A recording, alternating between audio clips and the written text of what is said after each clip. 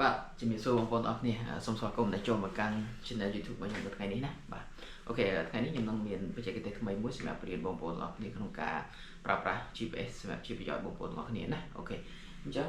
GPS ប្រភេទហ្នឹងហៅនេះអ្នកនរគ្នានេះអានេះជាទូទៅគេដោតជាមួយនឹងដុំ check របស់ឡានជាទូទៅឡានទាំងអស់គឺមាន check របស់គេរៀងៗខ្លួនមកថា Toyota Hyundai អី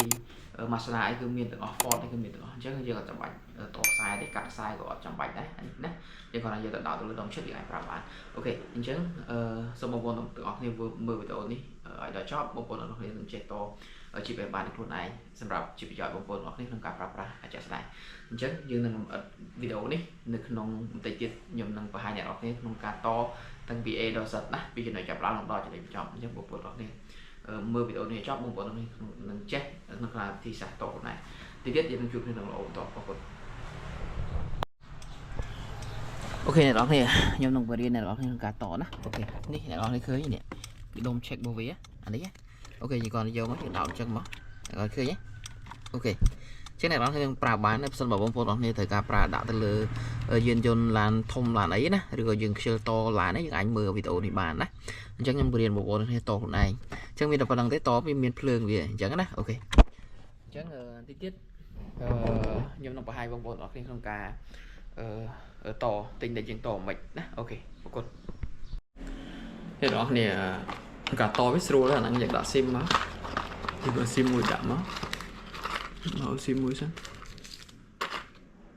នេះដាក់ SIM ខ្ញុំឯមួយចាដើម្បីតេស្តវាណា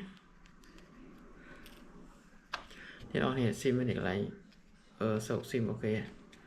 ជួយខ្ញុំបើកភ្លើងសិនលោវា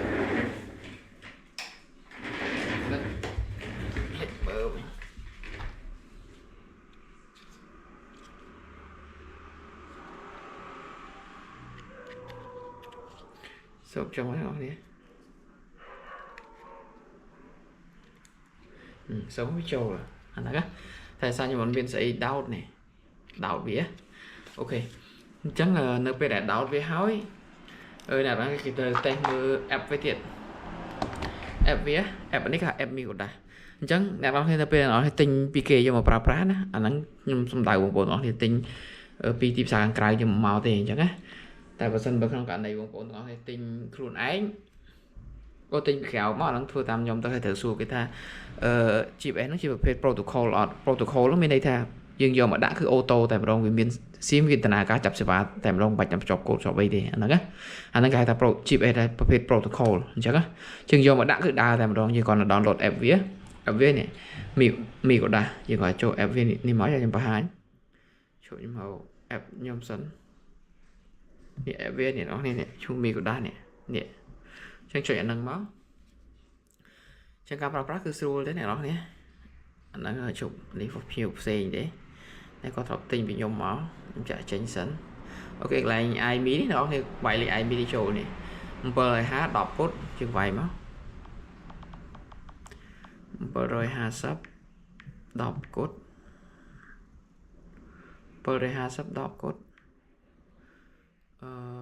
39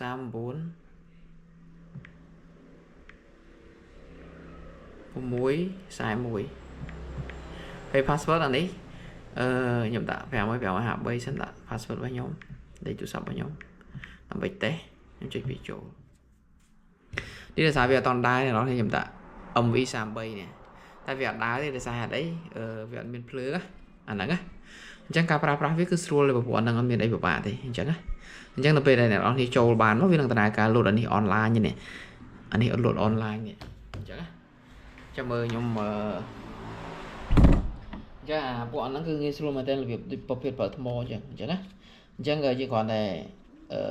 ដាក់ SIM ចូលទៅយើងគ្រាន់តែយកហ្នឹងដោតទៅនឹងដុំនេះទៅវានឹងដំណើរការអញ្ចឹងណា